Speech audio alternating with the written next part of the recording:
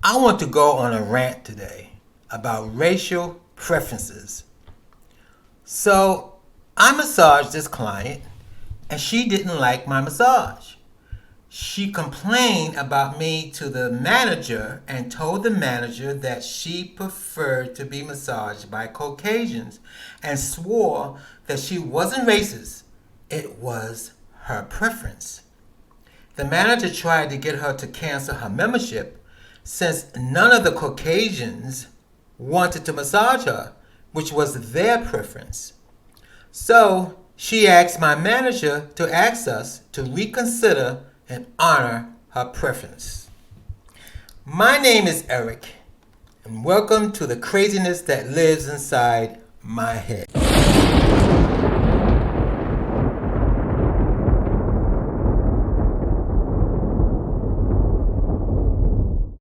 I Googled racial preferences versus racism and came up with some interesting things. One was racial preference is our background and where we grew up and who we surround ourselves with and the media all play into part in our perceived racial preference. Therefore, you are attracted to a particular person based on factors such as race, culture, religion, environment, and background. However, without the elimination of other ethnic groups. Racial fetishism. Only acknowledging and fixation on someone's race, making it the only part of their identity you consider. Furthermore, you do not take their personality or opinions into account, and your perception of them is based on harmful stereotypes. What does racial preference turn into a excuse my expression? What does racial preference turn into a problem? Okay. Once you start to eliminate different ethnic groups because of their race, your preference begins to turn into a problem. When you eliminate people based on their ethnicity without knowing their personality and solely do it based on stereotypes that are attached to their race, it immediately becomes racist. Believing that everyone in a race fits a stereotype that has been constructed by society is incredibly dehumanizing, and it puts them into a box that ends up marginalizing them. So this client came 10 minutes late for a 60-minute massage. It took her an extra 15 minutes to fill out the paperwork. That was 25 minutes from her 60-minute massage. Not to mention that we take off 5 minutes for undressing and 5 minutes for redressing. That's 10 minutes. The actual hands-on massage and a 60-minute massage is 50 minutes. And she took 25 minutes of that by arriving late and filling out paperwork. That was a 25-minute hands-on massage. She asked me a lot of questions. She asked me if I felt her stiffness. In earnest, I felt her naughty back, but I couldn't feel her stiffness. And I said, "Do you feel stiff?" I asked. "Yes." Then the answer, "Then you're stiff," I interjected. That set her off. I finished the remaining 25 minutes hands-on. She complained about me, and as I was told by the front desk girls, she felt that I didn't know what I was doing and had no idea what muscles were. Meanwhile, I've been doing this for 10 years. "He is the second black man that gave me a massage," she stormed. "I want to be massaged by Caucasians from now on. It's my preference."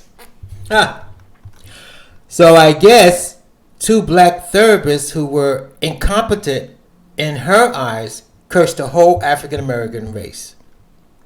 The next piece of information I Googled was also just as interesting.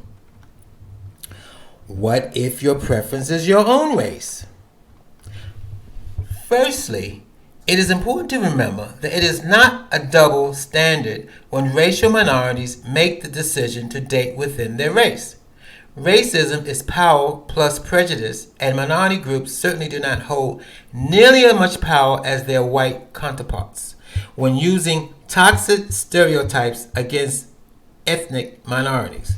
Secondly, it is common for minorities to be attracted to and looking for people with the same cultural background and experience as them. This makes sense to me. It doesn't have to necessarily be about race. If you grew up in a neighborhood like New York City, your preference may be men or women from that neighborhood in New York City that, meaning, that you grew up with. I mean, I'm going to be honest with you, a lot of times I forgot where I went to. I went to school with a lot of Italians, blacks, and Jewish people, but they were New Yorkers. So when I went, I think I went over the Midwest or somewhere. I forgot where I went to. I mean, I didn't gravitate to those people, but when I found people you could tell a New Yorker. When I found a New Yorker, yeah, I was happy to be with a New Yorker. It's an understanding. We grew up together. We grew in that neighborhood. Then you understand, which has nothing to do with race. It has to do with growing up within people that have the same background as you. Now here's something else I found. What racial fetishism sounds like? This is interesting. What racial fetishism sounds like? 1. I've never been attracted to a black girl before, but 2. You're so exotic. 3. Being described as a color or food. That's interesting. When these kinds of statements are made, there are clearly no preferences. Let me repeat that. I'm sorry. When these kinds of statements are made, there are clearly not preferences, and for a long time now, such remarks have been masked as preferences when they are truly a fetish. These types of statements are clearly dehumanizing, and they shouldn't be taken as compliments because it makes the person feel like an object, makes them feel as though they don't have any feelings. Unfortunately, the fetishization of certain people dates very far back and is normality that may take time to abolish. Fetishization has also been normalized when has made into a habit through modern media and culture.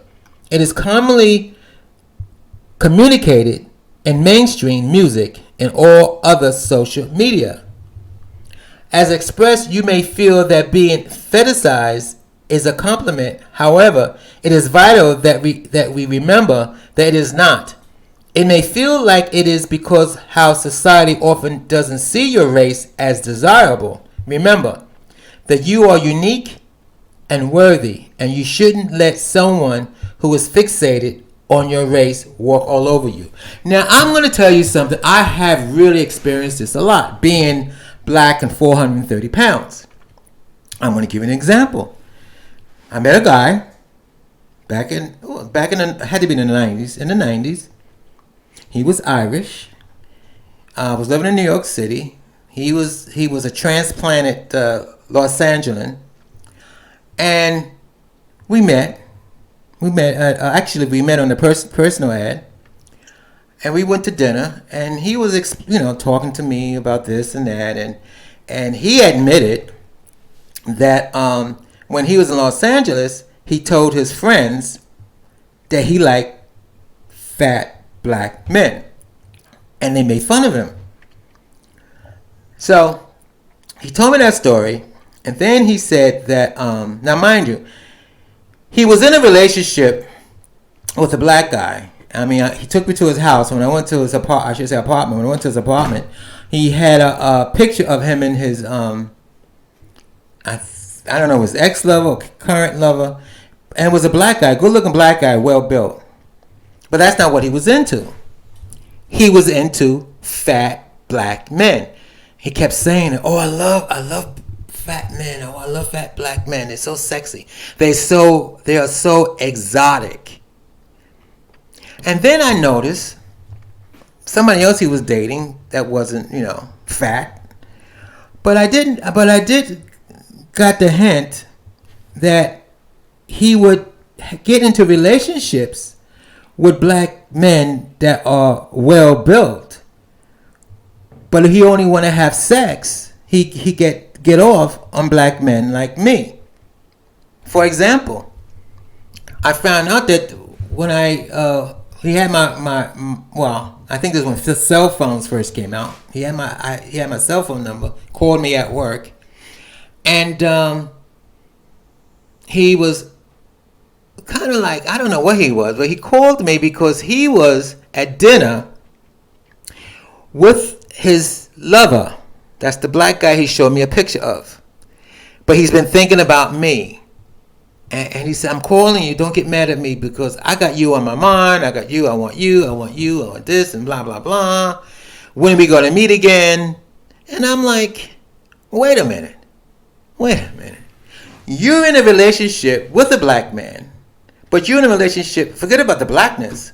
The guy was drop dead gorgeous, and he had a great body. He was dark, I'm going to be honest with you, he was gorgeous too.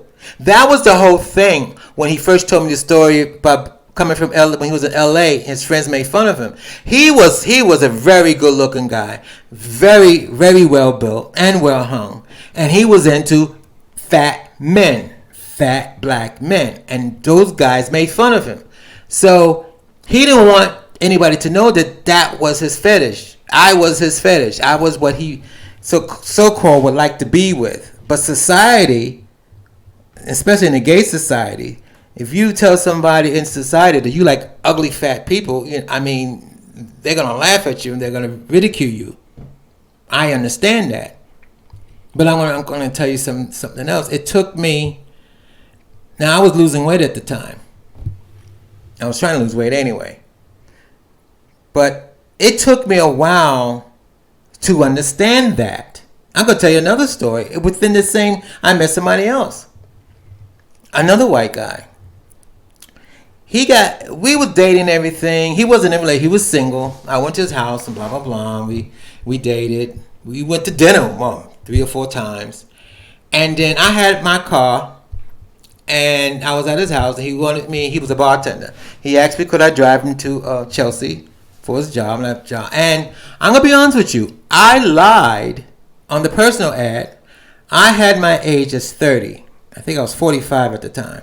I had my age at 30. So we're driving in a car, and we're talking blah, blah, blah, blah, blah.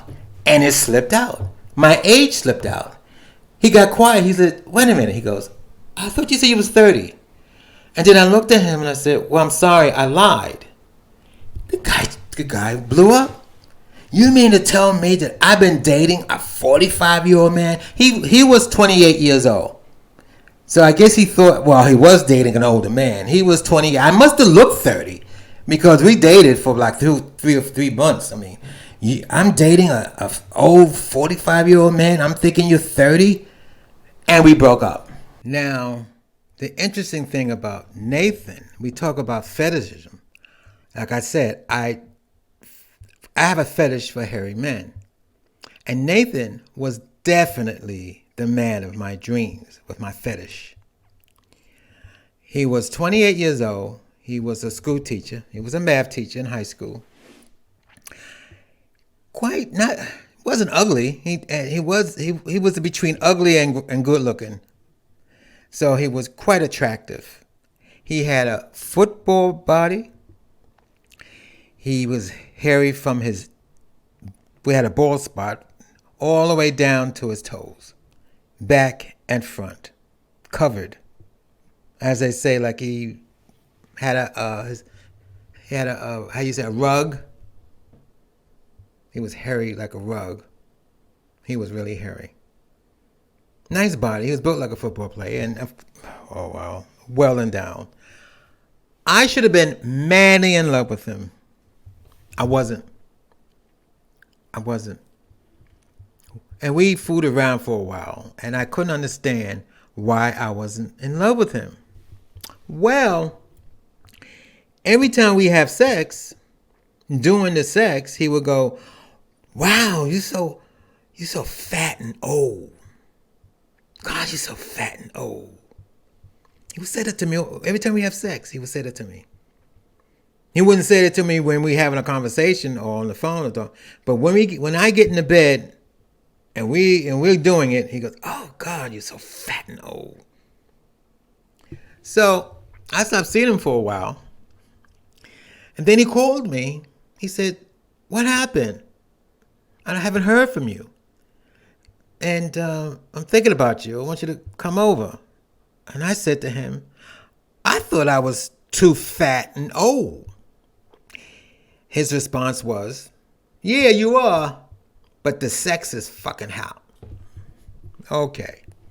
He got me. So I went back over there. We started up again. God, you're so fat and old.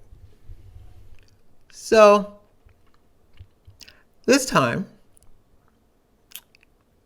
I looked to his eyes after we did the do, because that's when I know he's going to come. When he says, "Oh, God, you're so fat and old." And bam, he comes. So anyway, we're laying there and I'm looking to his eyes and I said, "I wish I was the type of guy that you would marry." He looked in my eyes. He said, "I don't have a type. I'm a whore." So when I really looked in his eyes and I thought to myself, and I knew this, he wouldn't marry me because I'm too fat and too old. He would marry some of them young guys. He was 28 years old, so he probably married one of those young guys. But no, I'm too fat and too old.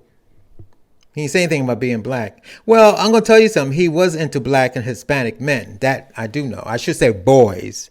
That I do know. But then when he said that to me, I realized why my self-esteem wouldn't allow me to fall in love with him.